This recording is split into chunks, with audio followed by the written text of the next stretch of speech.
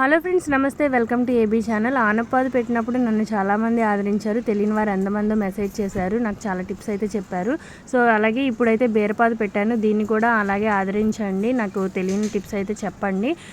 అక్కడ ఏదైతే నేను ఫాలో అయ్యాను టిప్స్, ఇక్కడ కూడా ఇప్పుడు అదే ఫాలో అవుతున్నాను. ఎక్కువ ఆకులు ఉంటే బలం అంతా ఈ ఆకులే తీసేసుకుంటాయేమో అనిపిస్తుంది నాకు. అందుకనే అక్కడ ఎలా అయితే ట్రిమ్ చేశానో ఇక్కడ కూడా ట్రిమ్ చేస్తూ వస్తున్నాను అనమాట.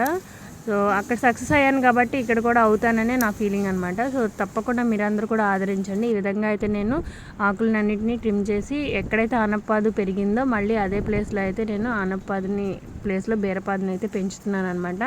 ఇప్పుడు ట్రిమ్ చేసేసిన తర్వాత అయితే చాలా కాయలు అయితే నాకు సర్ప్రైజింగ్గా బయటకు వచ్చినాయి అనమాట. చాలా హ్యాపీగా అనిపించింది.